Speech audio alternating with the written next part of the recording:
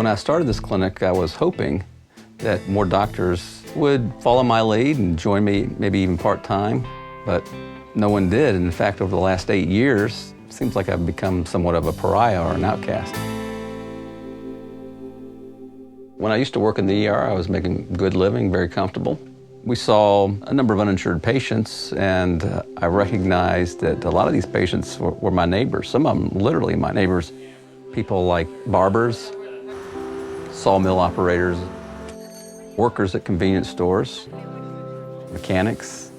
I had to see these people every day who I know could be treated more compassionately, more cost-effectively in another setting. I felt like basically, even though I was working in the ER, I was walking around them and I was not being a neighbor to them. Kept asking myself the question, is this what a good Samaritan would do? I really sensed in my heart that God wanted me to provide medical care for these people outside of the ER, and who was I to question what God wanted to do? About 8 years ago, I opened PATMOS EmergiClinic to provide care for the uninsured. On average, I have about 5,000 patient visits a year. About 60% of those don't have insurance. About 25% have high deductible commercial insurance. So how are you feeling today? I didn't sleep very well. Did you take your blood pressure medicine this morning at all? No. No? Okay. I took it. All right.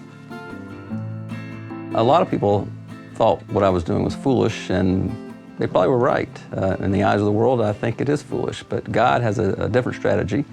He tends to choose the foolish things of the world to shame the wise. Taking care of the uninsured, that's the ultimate foolishness in healthcare today. The last 8 years trying to more authentically be a follower of Christ is a lot of times a struggle. Struggle financially. I've foregone quite a large amount of income. The struggles of recognizing that my skills are deteriorating from the ER. But the biggest cost really would probably be with my kids, because I've foregone putting money aside for their college education. My kids didn't have a choice in that, and that bothers me. I wonder sometimes if it's really worth it. I could work maybe a shift or two in an ER a week and do as well financially as I am now, and have a lot more time off to do other things, spend time with my family. Don't know.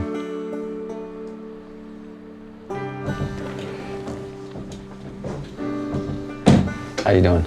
I've been worried about my toe. This morning, it was swelled and throbbing real bad. You weren't going to go to the ER. The reason you weren't going to go to the ER was what? I mean, that thing needed to be fixed. Expensive. I'm being garnished for 12 years ago. Well, let's take a look at it. That's tender right there. Does it feel sharp when I press there, or just hurt? No, it's just in certain places. I'm going to get you basically 20 days worth of this medicine to take twice a day. All right. Let me get you a work excuse. No. Joe was a guy who got good care who wouldn't have gotten good care. That's satisfying. He would have been another invisible casualty of our healthcare system. Somebody who would have fallen through the cracks, and somebody I was able to help.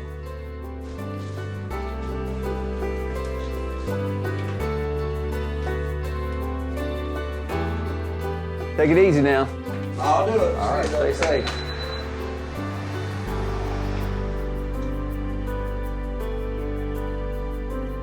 It's been worth the risk, I think, because I kind of afraid of the type of person I would have become had I continued doing what I was doing.